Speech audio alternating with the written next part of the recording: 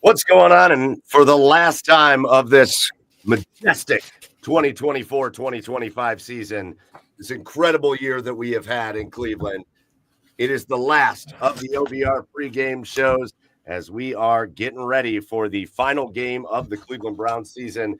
It's going to be the Browns. It's going to be the Ravens up at 4:30, and you are here, and we are here to get you ready on the streaming network. Before we kick off and start talking about this matchup, the OBR streaming network, the OBR itself, your home to all the best Cleveland Browns coverage that you're going to get, whether it's written on the OBR.com. If you're not over there and subscribed, to make sure you get there, or whether it's here on the streaming network. We got shows. I'm starting to think we got shows like 9 days a week is what we've got going on here on the OBR streaming network. So make sure whether you're watching us on YouTube or Twitch, or whether you're just following along on the socials, make sure you hit subscribe, make sure you hit follow, and all of that. So to get you ready for today's Browns-Ravens game, I am your host, Michael Keefe, and joining me, some of the OBR crew. And we're going to have a little bit of fun talking about this game because it's the last time we get to do it until next year. So first of all, joining us for the first portion of the show, he is the legend. He is one half of OBR Weekly, and he's been covering the Cleveland Browns for a long, long time. It's Fred Greetham. Welcome on in, Fred. Hey, Mike, Jack, Jacob. Good to see you. And everybody else out there. Good to have you in, Fred. Also jumping in with us over across the pond, it's Jack Duffin. Go follow him online at Jack Duffin. What's up, Jack?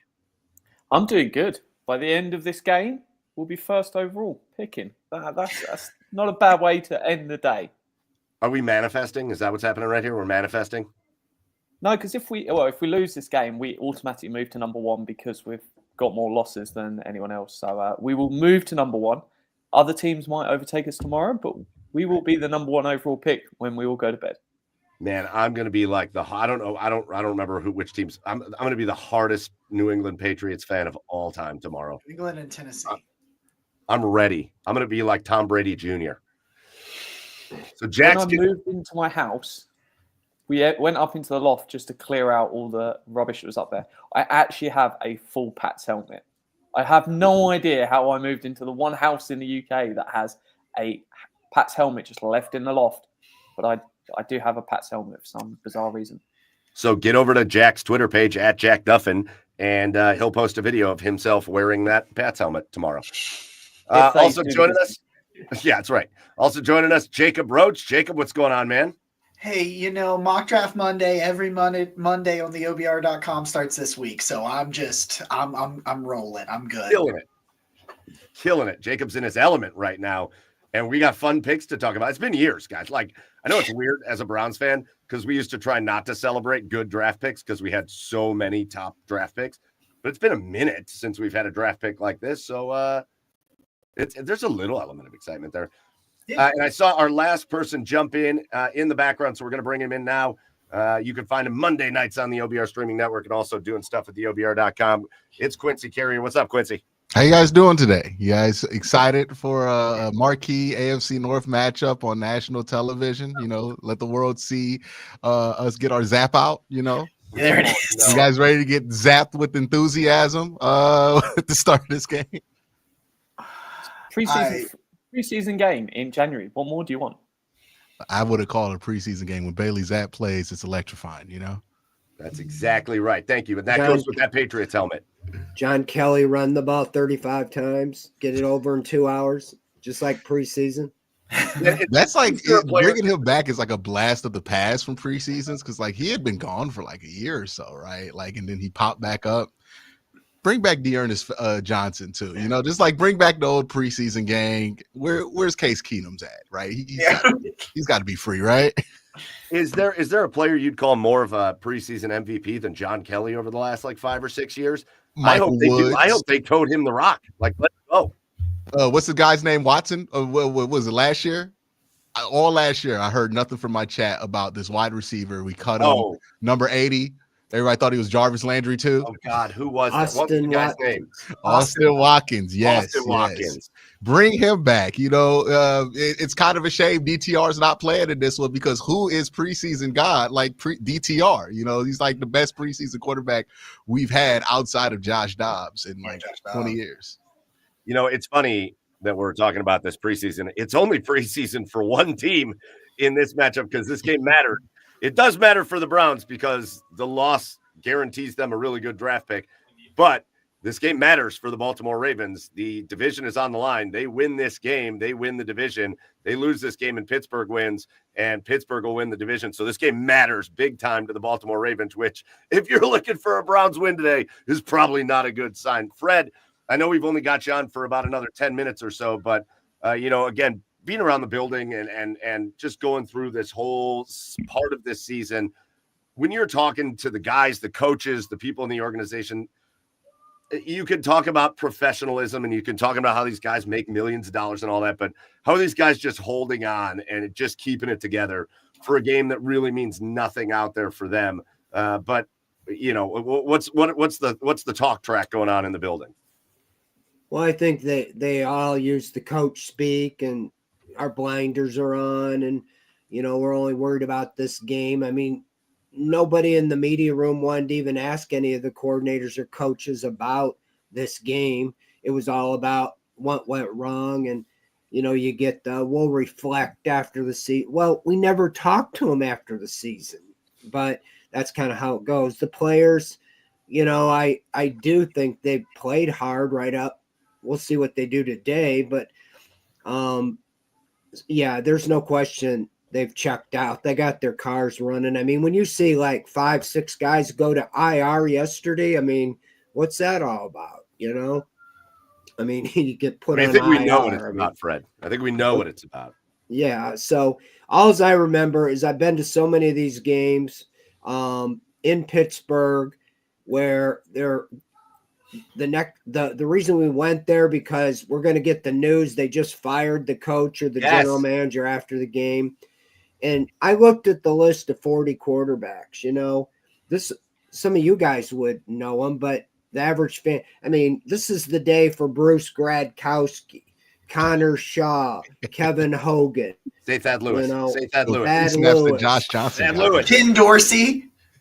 Nick Mullins, Ken Dorsey. I mean, it is unbelievable, that you can go through that many people in the time that a lot of teams have only had 2 quarterbacks, maybe 3, kind of like coaches. So, yeah, it's not a lot, watching the game today. It's important for some of the players, but, is Jerry Jeudy going to get his record? I think they're going to try to do that. Myles Garrett's motivated to get the sack title. And obviously Bailey Zappi's trying to get a job, whether it's here or, somewhere else. So, it's really one of those. I mean, when it came out and it had TBD, this, you thought this was going to be maybe for the division championship. You weren't thinking it was just going to be the other team's division championship. Right. And the Browns were playing for the first overall pick in the draft. But I've told my colleagues, at the OBR for all this time, I'm right in my wheelhouse. This is what we've done is the draft was like the Super Bowl for 22 or 23 out of 26 years. It's all about the draft because it's hope springs eternal, Now this is, a football, but everybody's hoping for that LeBron James, the seminal moment that you just can remember when the Cavs got lucky, got the lottery, got LeBron James, what that did. It's not exactly the same in football, but the lottery is almost with the quarterback. So we're going into that again, looking for April 24th, going to win the lottery. It sounds like you've just been through this. Fred, correct me 23 times. If I'm wrong. Was this the Joe Thomas introduces himself to Josh Johnson week? Would that happen? Was that week 17 as well? Was that the last week of the season? It's like Joe Thomas. I'm Josh Johnson. Yeah, I mean, literally, this is usually when you're putting the quarterback in. You just picked off the scrap heap, and they don't even practice. And it's like, hey, you could say that with John Kelly, although he's been around. But there's another dude, Jacob Bodie. He just coming in off the street, and I think he's going to play today, a running back. Let's go. So many good memories. One of my really good buddies is a big Pittsburgh Steelers guy, and we always went to that Brown Steelers game at the end of the year. And it got to a point, man. The Thad Lewis year, the Bruce Gradkowski year, just getting curb stomped every single year. It got to a point where the Steelers fans were the nicest, most polite people you ever met in your whole life. I would go to that stadium in all my Browns years, and they'd be like, "Oh, can I buy you a beer?" I didn't think we were ever going to go back there, guys. I didn't think we were ever going to go back there, but here we are. We're back. Well, at least they're not to that point yet. Steeler fans are definitely not at the point to where they feel bad for us again yet. We'll see where we go going forward. It's going to be a pivotal offseason for the team. And I think Fred brought up something, right? A lot of fans do look at the draft and hope that they can just like get that one player who's going to change everything for this team, but we know better than that. I mean, we got Myles Garrett, who you could categorize as like that level of prospect coming out, and you went 0-16 the year after. I hope the one adjustment, if this franchise can make one going forward, is not relying on trying to hit the lottery in the draft just with one person, and just really focus on building the best roster they can, making it easier to play quarterback for the Cleveland Browns, because it seems like every time we give it a go with somebody, we're like, all right, we'll give you like Jarvis Landry and like, Greg Robinson's your offensive line, and see if you can cook with that, right? Like we're never really setting ourselves up for success at the position, and that doesn't guarantee success. It's a hard position to get right, but we've always just kind of looked at that like, okay, we need to get a savior at quarterback. We need to get Andrew Luck or somebody there to who can save the franchise. And the Browns got to figure out at some point, they got to save themselves. Nobody's going to magically appear in the draft, number one overall, and save you.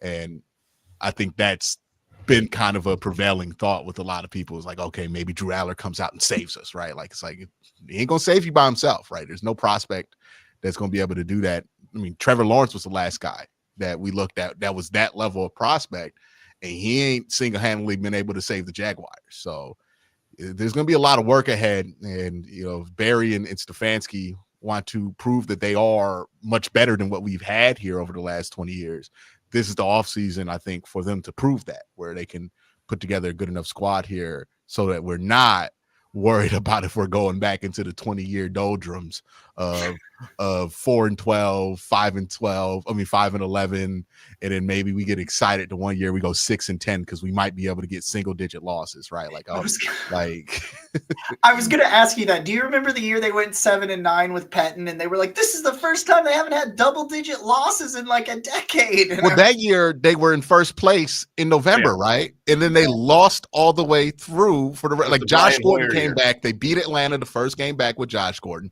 and then I think Brian Hoyer had that horrible game versus the Colts. They put in Johnny Manziel versus the Cincinnati Bengals, and then like 2 weeks later, Johnny was in Vegas with a fake mustache. Billy Janzel? What are you talking about? That wasn't him. All right, Fred, I know you only got a couple minutes left, so I don't want to go into full off-season mode here because we're not there yet. We got a football game today, and listen, the OBR is the best place to get all that off-season content. And it's going to start in roughly 4 hours or so, and we'll go nonstop until the free agency and the draft and all of that. But Fred, just give me a couple things before we let you out of here. Give me a couple things you're looking for. We're going to go over after you go. We're going to go over inactive, some guys that are going to be playing and getting some minutes. But some of the things you're looking at in this game, because we've laughed about the meaningless nature of this game for the Browns as far as trying to win it is concerned. But there's guys out there trying to make an impact and trying to make a name for themselves. So what are you watching out there in this game, Fred? Well, I want to see, how Garrett and Judy and the records and that. I mean, that's meaningful. You want to see what you have with Zappy. I think what you want to get another look at Isaiah McGuire, see if he can, you're playing a very quality opponent, and they're going to be out there with your A game against Lamar Jackson and Derrick Henry, and see what you have in some of those young guys. I mean, we've got to see them. I want to see, how competitive they can be. I mean, I'm not a gambling expert or anything, but when they say that they're favored by like 20 points, to me, that seems kind of significant in the NFL. And it's almost like, it's almost like in the neighborhood of Ohio State, Michigan, like that's going to be a blowout, right? So you want the Browns to play well. You want to see what they have. But at this point, you really do, even just as an observer, I would rather them lose because it's much more interesting to go to Indianapolis and look at guys and talk to guys that you got a good shot drafting one of them. When you're drafting in the second round, I mean, there's 45, 50 guys already picked. I mean, it's kind of hard to hone in on somebody. So, yeah, I mean, all the way around, just want to see him finish, on a strong note and not feel. I don't want to see the 43-0 like I did on that first game in '99 when the Steelers fans took over the stadium. That's just embarrassing. All right, Fred, we are going to let you take off, man. I know you said you could join us for the first part of the show, so we wanted to make it Fred heavy at the beginning of the show, but have fun watching the game. Hopefully we do get some celebrations that we get to have at least today. Maybe Myles Garrett getting some sacks, Jerry Jeudy catching some balls. It's still fun things for Browns fans to take part in, so I appreciate your take on that. But, Fred, have fun watching the game. Make sure you're following Fred online, as I'm sure you all are, and we'll talk to you soon, all right? Enjoyed being on with you guys. Have a great day. We'll see you. See you, Fred. All right.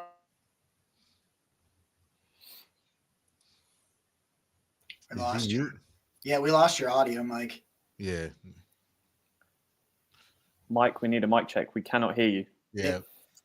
Oh, yeah. I'll run through the inactives. Why not? I've got them here. So inactives, Jameis Winston, technically not an inactive because he's still got the third quarterback rule. So if both the other two get injured, he plays. We've got two cornerbacks in Ward and Halassi, which means it's Chigi Wuzies. I don't quite know how to pronounce his name. His first time he's been active for the team. We've got two linebackers out, Devin Bush and Jordan Hicks. Devin Bush was added to the injury report today, so I'm guessing it was trending towards playing, and then that's changed at the last minute. We've got Michael Woods that's inactive, and we've got Dalvin Tomlinson. He was out, so it's not a surprise there. In terms of starters and who's stepping up, Jordan Akins is the starting tight end. Cam Mitchell is the starting corner. Briggs is a starting defensive tackle. And Devontae Foreman is a starting running back. And Winston Reed is a starting linebacker. How long does Foreman stay as the starting running back today? That's an interesting one. I'll throw it to you first, Quincy. Out of those five, so Akins, Cam Mitchell, Briggs, Foreman, and Reed, that might be six. Who are you most interested in seeing that's stepping up and playing a bigger role? Oh, Briggs, right? Because you thought you saw something last week in him, playing that 3T, being able to take up that the double teams that Siaki Ika never was able to do. You want to see him do that against some big bodies here in Baltimore, right? They like to move the ball in the interior, and it's going to be pretty crucial for him to hold up there in the interior there. So if he can hold up versus this Baltimore offensive line, maybe get a TFL or two on Derrick Henry, then okay, this is a guy who, he might not start. He's not going to stop you from drafting Mason Graham. Same way Isaiah McGuire is not going to stop you from drafting Abdul Carter. But he could be somebody who's part of that rotation. And you got to think about it, right? We're losing a lot of the win now guys that we've had on this defensive line. Like maybe Shelby Harris stays because his deal is so team friendly.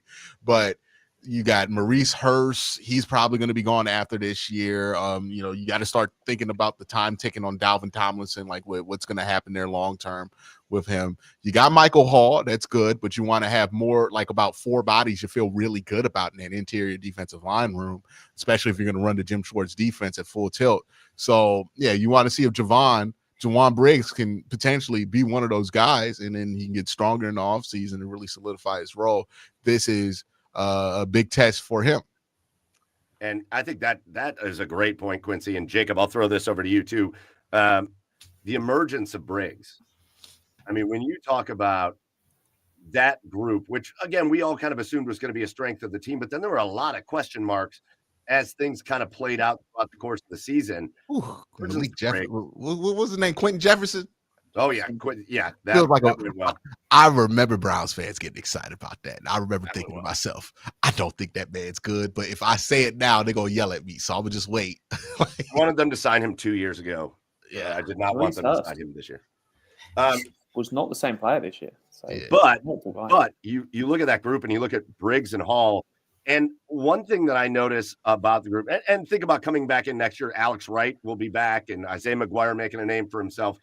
But one thing that I like about the group, especially the tackles, if Juwan Briggs can turn into the player that he looks like he can turn into, Jacob, there's a lot of different types of players there now. Now you got a guy like Briggs. We've been desperate for a guy that can eat up those double teams like that. You got a guy like Briggs that can play on the inside and do that. Delvin Tomlinson can still do that too, assuming he stays around.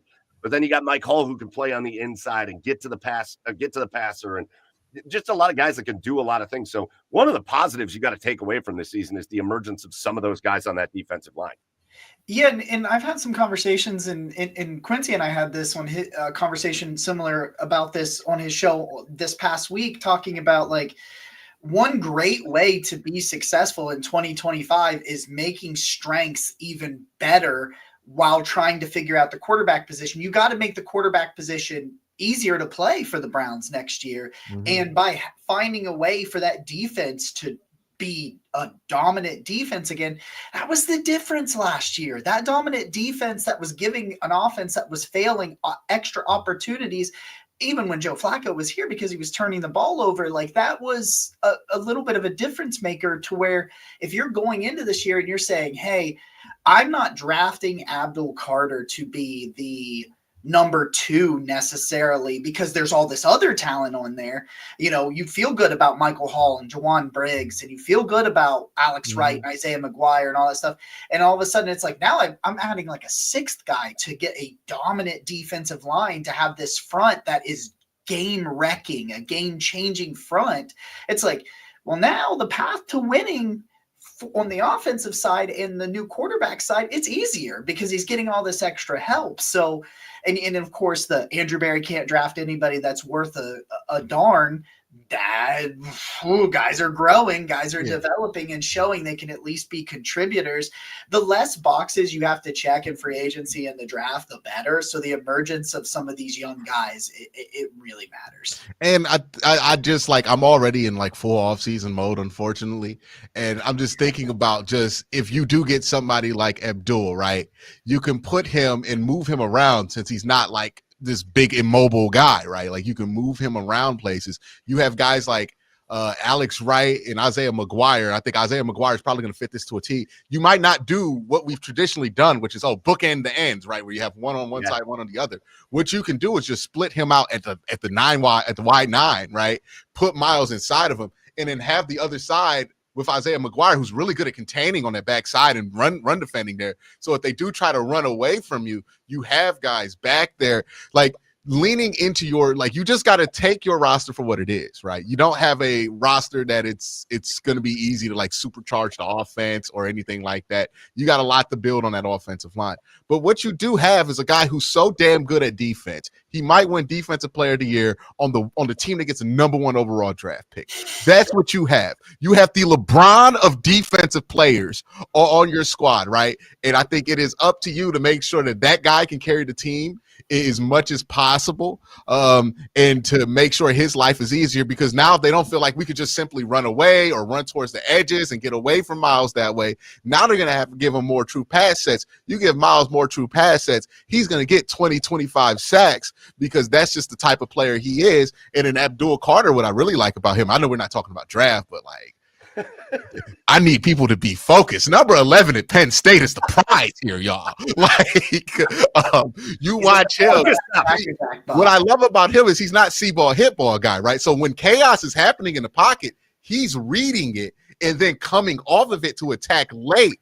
And that's going to happen. Miles is going to flush a bunch of people his side. He's going to get a bunch of cleanup sacks that way, right? Like, I wouldn't be surprised if at some point, if you draft him, put him with Miles, you're like, oh, well, this guy's actually getting more sacks than Miles. And we're like, it's not because he's better, but he's pretty damn good. There's a lot of different things you can do. And if we want this team to get better, one, I know we're pretty deep into it's the old Browns. We have an old Browns record, but look at this roster. We got 3 Pro Bowlers. My whole life, the Browns sent 3 people to the Pro Bowl before like 2018. I'm not even joking about that. Jameer Miller, Joe Thomas, maybe Alex Mack got in there, and then Joe Hayden. Those are like the 4 guys who ever got sent to a Pro Bowl from 99 to 2018, right before the Myles Garrett draft. So did Joe Bitonio get a Pro Bowl or 2 in there before 2014? Well, before 2017? I'm not sure, but I do know Sean Rogers got one. As a Brown? Yeah. Wow. Yeah, I guess that must have been an alternate selection. But he wasn't bad that one year in 09. He blocked like 3 field goals that one year. I think it was. Yeah, I think he was the reason we beat the Patriots with like Brady on him. Yeah. But yeah, it's you have a lot of talent here, right? Like you lucked out with getting Jerry Jeudy, who looks like he could be, not a number one guy. He's not Justin Jefferson, but like, I mean, it kind of looked like CD Lamb out there at times. I think getting 94 yards with Dorian Thompson-Robinson and like having the season he's had when he's had 10 games of DTR and Deshaun Watson throwing on the ball is the most impressive thing I've seen. I'd say just on, you mentioned how good the team is, and it's something I've actually got an article on this next week, asking the question of, if Jameis Winston, we're not talking amazing quarterback play, we're talking Jameis Winston level quarterback play. You have 17 games of that. They don't trade Amari Cooper during the season. You don't trade Zadarius Smith during the season. This is a 7 to 8 win team. Mm-hmm. And it's like, for however bad it feels now, I would rather be having conversations getting the first overall pick than being a 7-win team. Yes. And you are picking around 12th. Mm-hmm. You've got these 2 guys on the roster, so you don't get the picks that you get from them. And it's like, you're either in the playoffs or you're out the playoffs. And if you're out the playoffs, suck bad and get a decent pick. There is no point closer, right? Like the 49ers did. 7 to 9 wins. Who cares? You're in or you're out. And if you're out, get that top pick. The good thing is, though, this roster is still talented. It's not a bad roster. They're going to spend $100+ million in free agency on annual value. They've got money to go out and spend. And then they'll come back a lot better. Guys, I'm going to reel us back in. I'm going to reel us back in to talk about this game a little bit because, again, we're just right back into the off. I know it's easy to do. The team stinks. And we got this game. Jackie, you were getting to something that when my microphone malfunctioned, you were getting to something that you were getting into the inactives. And I know you guys talked about that a little bit. You talked about some of the players that were playing in this game. But when you look at this list of inactive players, there's some non-surprises, right? Like Denzel Ward, a pretty impressive, durable year out of Denzel Ward after what he's experienced in his career. But guys like Devin Bush, Michael Woods, some of those guys, are there any guys that kind of surprise you to see them inactive? None on the inactive because it was all kind of out there. I was expecting, if Devin Bush was healthy, I wouldn't have been shocked to see Thornhill as the healthy scratch in this game. That's honestly where I thought they were going with this. But Devin Bush got injured today, and I think they changed course. The 2 guys, obviously Quincy mentioned Briggs. The 2 other guys that are starting that I'm really keen to see is Cam Mitchell. I think Cam Mitchell's struggled in the slot, but he's went out on the boundary in the KC game, and he actually played quite well. We're not talking he looked anything amazing, but I can see the potential of him being the 4th corner if he goes out and has another game like that where you go, look, we still need to get a backup slot, but if we lose a guy on the boundary, he's the guy that steps into that role. And the other one's Winston Reed. I think Winston Reed has looked really good on specials. One of the unique players that he has played on the offensive side, defensive side, and special teams this season in more than one game. I think it's been about 5 games. But if he can be the team's 4th linebacker next year, plays well on specials, does the job as the, hey, someone's gone down, he's that emergency guy that steps in as the 3rd linebacker, that's another useful box that's ticked. And we don't need to talk about in free agency. And you're getting a guy that you're going to pay about $1 million a year to. So, no, they're the 2 that I'd really like to see do well. But Briggs would be massive to lock in as the 4th DT. The one thing I want to see is more snaps. And we will get to see that today because they've barely used him. His snaps just have not increased. Sam Kamara was getting loads more snaps than him last week. And that worried me. Now let's see him get it because the playtime he has been good. But if the team don't feel comfortable putting you out there more than like 20% of snaps, that's a problem in its own right. Jacob, I'll let you follow up on that. Yeah, I'm like, I've said this a couple of times, and I know if Brad Ward was here, he would mention this. I would really like, just in terms of looking at some of these young guys getting more snaps, I'd love to see some balls thrown Jamari Thrash's way, kind of see what some of the things he could do. Cam Mitchell's definitely high on that list too, because, just we don't know what's going to happen with Greg Newsome. There's a chance they move on from him and that sort of thing.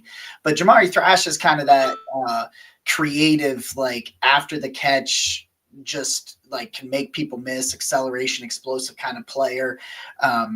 When you're talking about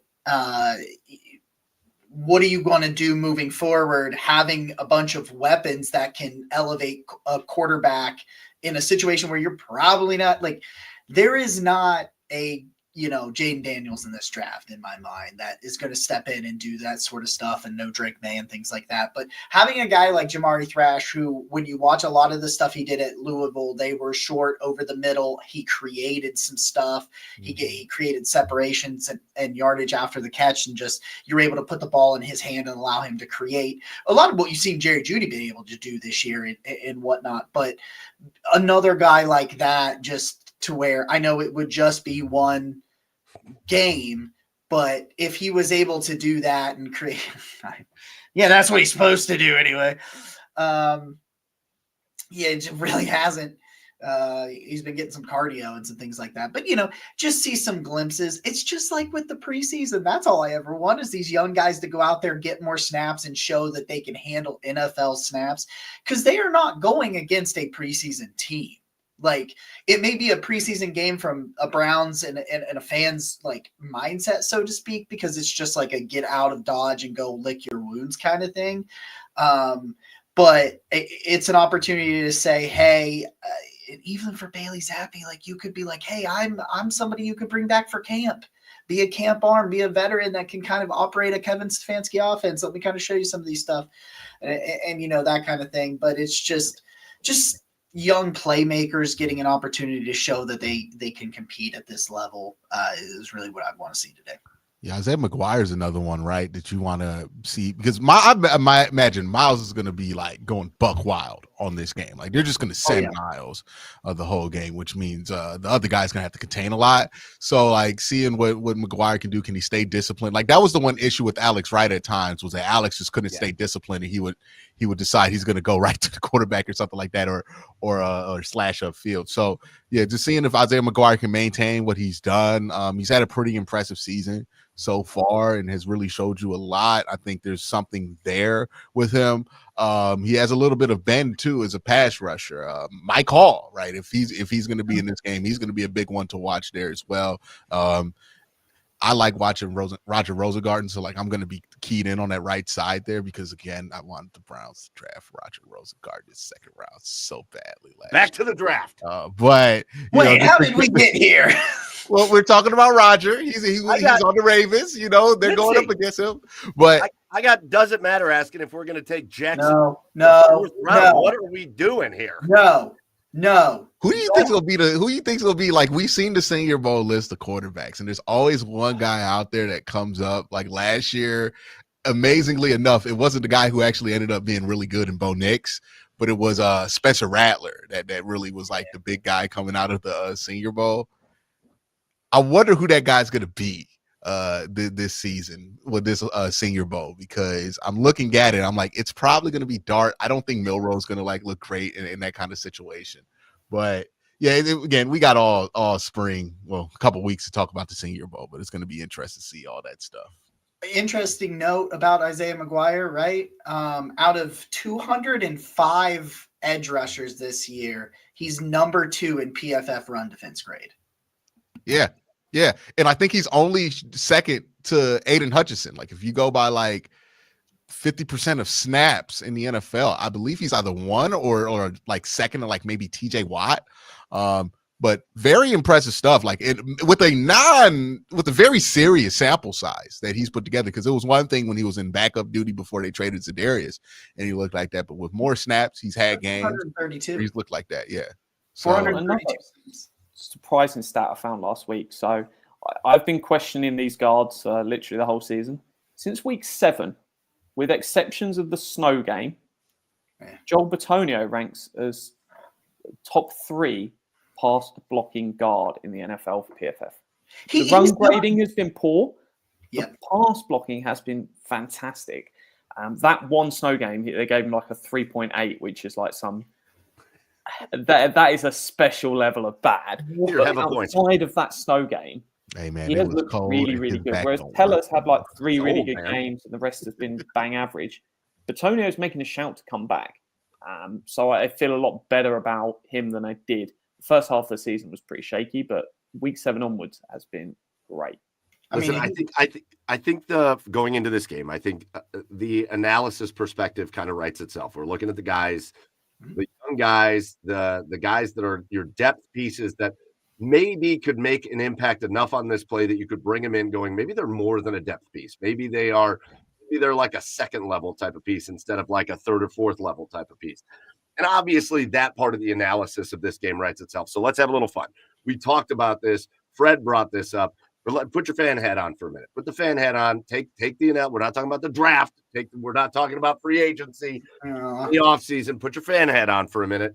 But just what's going to keep you tuned into this game? What's something that's going to happen in this game that gets you jumping off your couch? Because the game doesn't matter, and these guys want to beat the Ravens. Miles Garrett said it 100 times. I want to beat the Ravens. Yeah, well, so this game's interesting because, the records are what they are, but you do legitimately have one guy on one side of football that's trying to win the MVP and another guy hunting that guy who's trying to win the Defensive Player of the Year award, right? Miles Garrett also going for his first sack crown of his NFL career. I believe if he gets 2 more sacks, he'll be back-to-back 16 sack guy. And because Miles Garrett is so spectacular, we're like, oh, only 16 sacks, right? Only 14. These aren't unheard of numbers. The record book for the Cleveland Browns isn't Miles Garrett this year, Miles Garrett. But yeah, he gets to basically break the Browns single season sack record 3 years in a row. Which is just an unheard of feat from a player who's just unheard of. But yeah, that's what I'm going into this game rooting for. I want this defensive line to play well. Look, I don't want the Browns to get blown out. Now, if they have a close game and Dustin Hopkins miss a field goal, damn, oh man, dude, are you kidding me? Hey, give Dustin the extra $50 million for that one. Hey, if there's ever a week to suck, Dustin, this is the week to suck, brother. So go ahead, do what you've been doing. This is why we kept you on the roster, right? Because we need you in a moment such as this. But I want them to be able to contain Lamar Jackson and make the Ravens sweat a little bit, right? Make them have to earn their playoff spot here. And I want Miles to get 8 sacks doing it, right? Because I think it's ridiculous that we still compare him to people who don't get double teamed literally half as much as he does, while he still has the same level of production as these guys who get lauded for production, right? Even though TJ don't got the production this year, they're still trying to put him on that same tier, even though that's the only thing TJ's brought to the table in the Defensive Player of the Year conversation. I think this is the year and this is the opportunity for Miles Garrett to end what is a silly discussion about him and TJ Watt. And look, TJ's a Hall of Famer, but all Hall of Famers ain't built the same, right? Melo and LeBron are going to go in the Hall of Fame probably the same year. But Melo and LeBron were never peers after a certain point of LeBron's career. And I see TJ as Melo. I see Miles Garrett as LeBron in this situation. So I'm going to need Miles Garrett to do what he can to separate himself from that conversation. Lord knows he's going to get a lot of defensive snaps today because we don't know what this offense is going to do in this game. But yeah, that's what I'm looking forward to is Miles Garrett cementing his legacy because he is the marquee player of the Cleveland Browns. And 1, I want him to be able to get what he should get. And 2, maybe he's a little happier in the offseason. He gets a sack crown, another Defensive Player of the Year, right? And we're not sitting here worried about is he going to ask for a trade or not, which I don't think he's going to do. But yeah, I'm rooting for Miles. I think this is the game where you want Miles to get as much as possible because he deserves it. I'm going to let Jack, you can go next, but we all know TJ Watt's getting that Defensive Player of the Year award because he's not been good enough to get it. Legitimately. His advanced metrics are bad. His total metrics are bad. He's even admitted he's not having a good year. And how could he, if he gets award, then they need to strip away. They're They need to afraid of change this- who votes. Because they don't have enough tears to clean up his house. They don't have enough Kleenex to clean up the tears in his house. The Watt family. All the tweeting that'll happen when he political doesn't play win it here. again. He's like the heavy betting favorite. They're just giving it. They're just like, fine, TJ Watt, you can have this. That's Shouldn't have, amazing. but, that is a participation trophy if he gets it. Yeah. So Jack. anytime the offense is on the field, I won't be that interested. I'm not going to lie. I think Jacob made the point of Jamari Thrash. I'm keen to see, can he do anything? Is he thrash or is he trash? That's what I want to find out. At the minute, I've got him penciled in as kind of battling for wide receiver 5 on the depth chart next offseason. And he needs to show me he belongs on the roster. And then outside of him, it's just the offensive line. Forget left tackle, left guard through to right tackle. Those 4 guys, I just need to work out the picture. I've given up on the center, but the right tackle and 2 guards, do they have a future here in 2025? I think definitely for Conklin, 2 guards, they still need to work that out. If Batonio retires, if not, I'll happily have him back. Teller, I'm trending, he's out the door. Whereas the defensive side, I'm just constantly asking the question of, well, what else do we really need to add? Mm-hmm. They can add on the second edge. And I'm all here for Chase Young as the second edge, and you can have Isaiah McGuire as the third. That does not stop me drafting Abdul Carter, because if I'm adding Carter, I'm talking that as about an 8 to 10 year investment. Chase Young's a 1 year investment. Don't worry that just because you add a free agent does not stop you drafting someone. So I'm looking at that and I'm going, hey, we don't really, if we add 1 free agency edge is done. Defensive tackle, don't really need to do anything, just draft someone. Linebacker, don't really need to do anything, just draft someone for depth. Cornerback, now we've got some talking to do.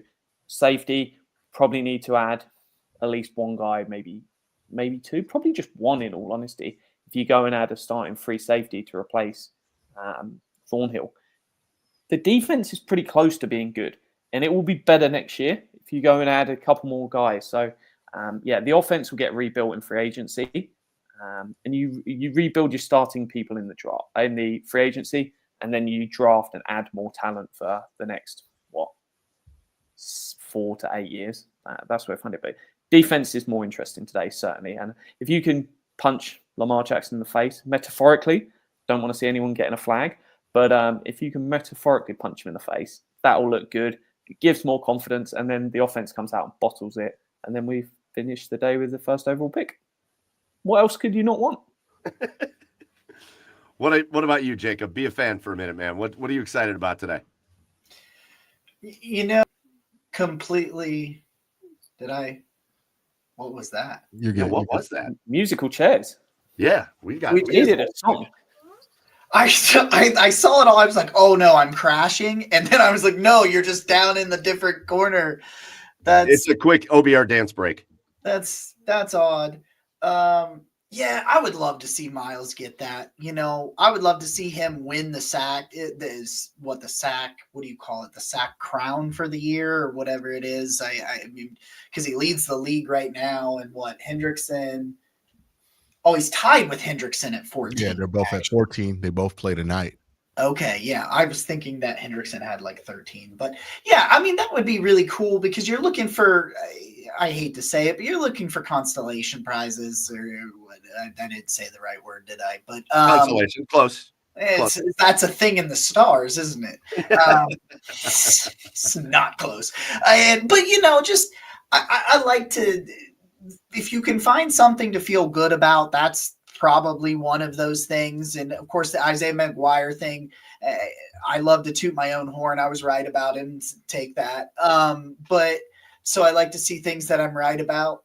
So that'd be cool. But yeah, that's probably the biggest one, is just seeing Miles kind of set a record. And, I guess the reports just came out from Diana Rossini that they met with Miles about his comments this week and had a conversation with him about the future of the team and about how they're going to avoid a full rebuild. So that's something that I just saw on ESPN. So yeah, I mean, I think everybody's just going to be watching Miles. And Quincy, I hope you're right, man. I hope you're right that they just let him go buck wild. I fear for what that means when they run Derrick Henry his way, because Miles is going to be past Derrick Henry before Derrick Henry even looks, and he'll just have a gap. But I think some of the big guys getting some feel-good stuff. The Browns need feel-good stuff. Like, again, we sit here and we analyze and we talk about, this guy's contract and what they can do and how they can shift the salary cap and all that. That's what we do. But, man, they need some feel-good stuff. And there's not been a lot of it this year. There's been very little feel-good stuff this year. We need a Myles Garrett pick six. That's what we need. Myles Garrett having a big game. Jerry Jeudy, man, he's making his first Pro Bowl, and everybody questioned. This is a dude that has been questioned his entire time, his entire career in the NFL. He has had to answer question after question after question on, is he good enough? Is he a bust? Was he overdrafted? All that. Well, he came out and he was the number one receiver for the Browns this year, and he's got a chance. He's got a chance to finish the year with a bang. That's another feel-good thing. When you've got your guys coming out saying that, I wouldn't call Myles Garrett's comments disgruntled this season. Mm-hmm. What I would call them is what I would expect the leader of my franchise to do. Yeah. Expect the leader of my franchise to come out and say things like Myles Garrett has said. But again, when the leader of your franchise needs to come out and say those things, it means you're not in a great spot. Yeah. And all we're doing right now is we're watching this dysfunctional team on the field. We're watching this dysfunction between the organization and the city and all that off the field. It's God, geez. There are people. I was born in 85, so I remember bits of it. But there are people that are older than me that have probably going through PTSD with these threats that are going on between the Browns and the city of Cleveland and all that right now. There's it's empty until that Modell law. Like, unless they can get that Modell law federally backed, and it really is empty. Like, they're just gonna move the team to Brook Park. Yes. But yeah, it's such a surprise they've made such a big deal out of it too this time, because I grew up in Cleveland. Like, getting to the airport's 20 minutes, getting downtown's 20 minutes. Like, it's a 20-minute drive. Like, this isn't like you're going an hour out the way. I get the idea of like, okay, it stays downtown.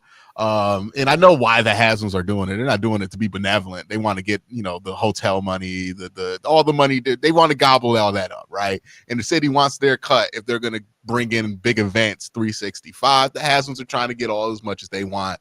This is a money thing. But yeah, it's.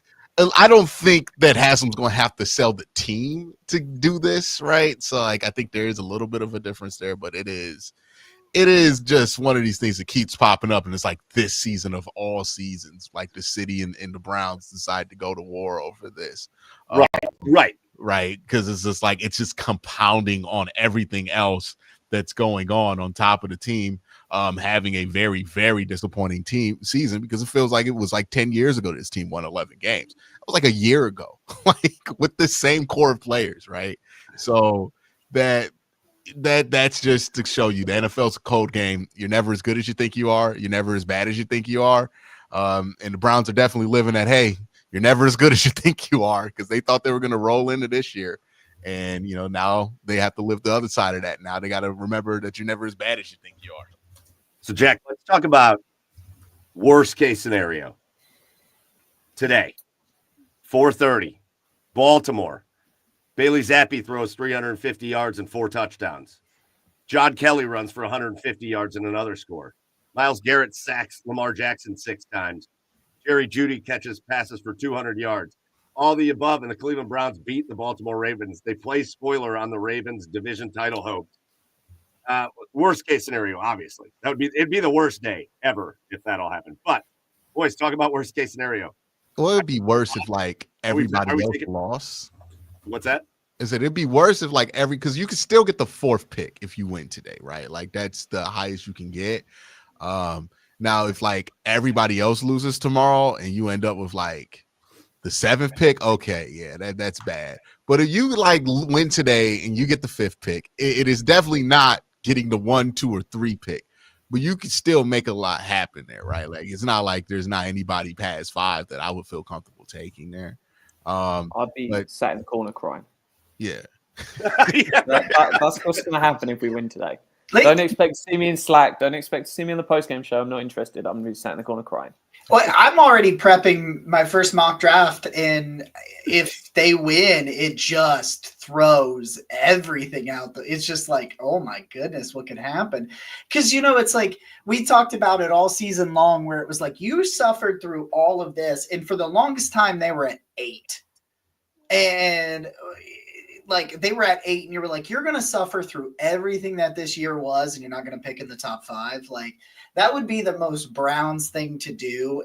Listen, it would be fun for today. It would be very fun today to watch them win. If But the then Browns, tomorrow, Well, wait. Is there a positive though? Like when you listen to these guys talk, sometimes now, Jack, it's too. I think you're too quick into the draft analysis side of things. You're listening to these guys talk. You are listening to Myles Garrett. He has said it 100 times. He admits we want to play spoiler. Like we want to go. Is there a positive? They go out and beat the Ravens. Can they walk back into that locker room after the game and go, all right, we showed what we could do at the end of this season. Some of you young guys showed what you could do. Some of the veterans showed what you can do. Now get your asses together, get it in gear, quit screwing around in the offseason, and get ready to come back for next year. Does it send them into the offseason on a different note, on a player, on a mentality level?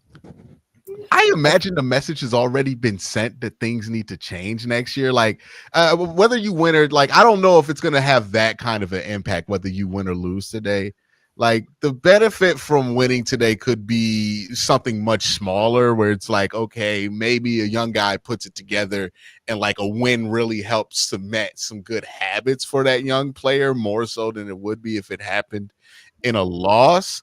Like, look, I'm usually win every game that you try to play guy.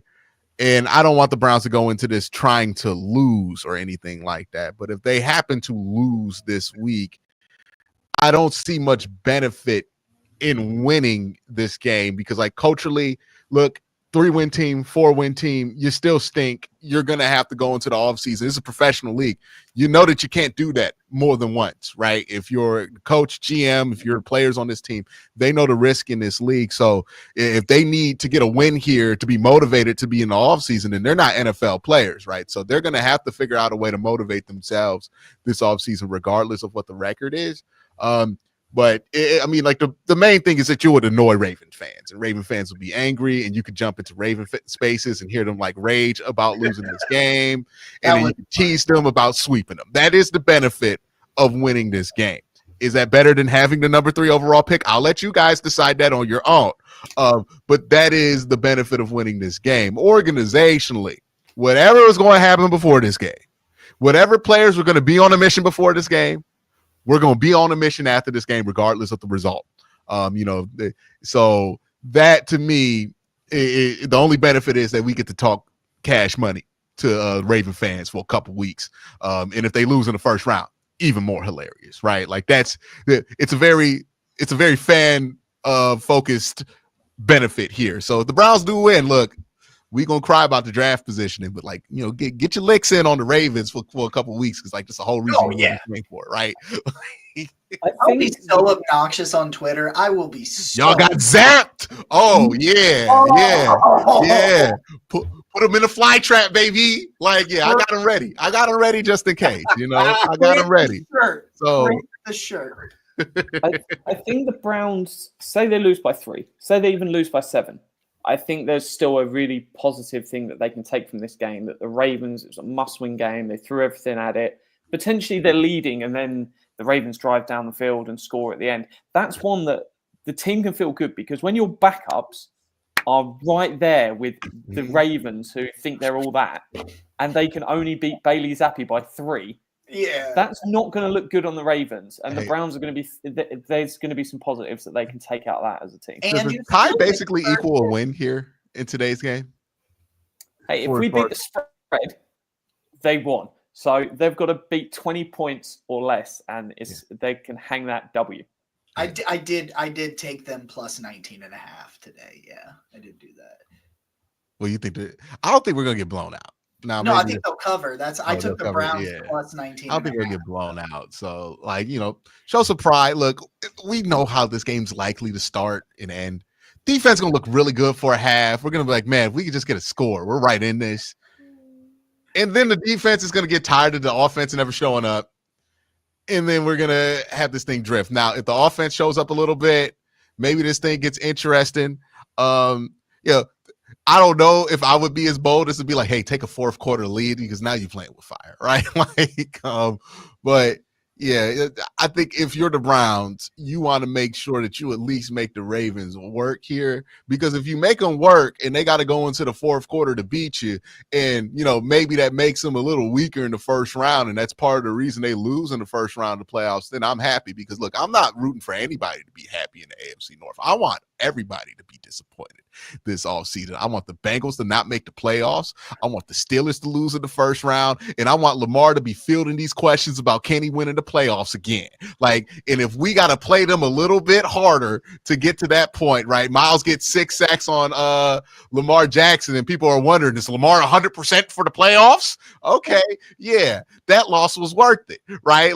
That's how you get this loss in a quality way. You want to inflict some kind of damage on Baltimore. You don't want to just let them get a clean run momentum straight into the playoffs. You want to make it so that they got some questions to answer before they play whoever they play in the playoffs.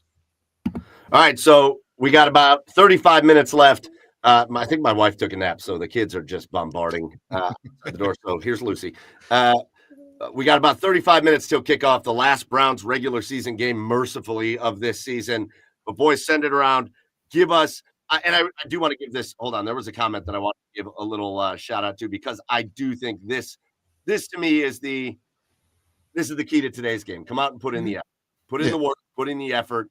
Give Browns fans something they can be proud of, even if you lose, and go, man, they busted their butts. They made the Ravens have to work for that division title. And now let's go into the offseason and make some things happen. You can tell how anxious we are to talk about it.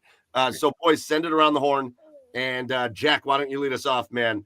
What's your prediction for today's game?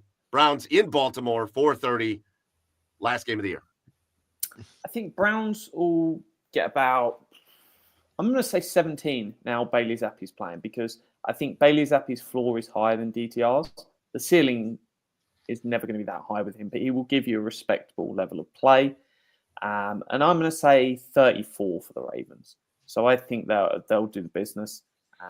Actually, I'm going to bring that down to 30. I'm going to say 17-30 to the Ravens. But it's going to be a laugh, and I'm going to enjoy it. I will also add to my score with Bailey Zappi out there, because I did 13 and I think 20. I think I'm very close to you, Jack. I'm gonna go 31-20. But here's the thing that I love the idea of. Bailey Zappi throws for over 300 yards, doesn't turn the ball over, and people scream to sign him to an extension, because that is the chaos that I need. The question is, your 20 points, is it 2 touchdowns and 2 field goals, or is it 3 touchdowns and 1 missed extra point? Oh, yeah, missed extra point. I like point. that one. I like 3 touchdowns. 100%. Yeah, I like that one. I'm going to miss extra point. That one's better, yeah. Yeah, that one's better. I'm going 20-25 Baltimore, but the Browns get 3 touchdowns, 3 missed extra points. Shout out Dustin Hopkins doing the thing. And then Myles Garrett gets a safety for his 5th sack of the game to lock that up and to make the Ravens a little nervous, because the Browns going to get the ball. It's going to be 20-25. And then Bailey Zapp will get that ball to like the 30th, and he will throw a interception. Man, I love the hell out of you guys. The Browns are losing 31-6 in this game, and that 6 is coming on it. It's coming on a touchdown.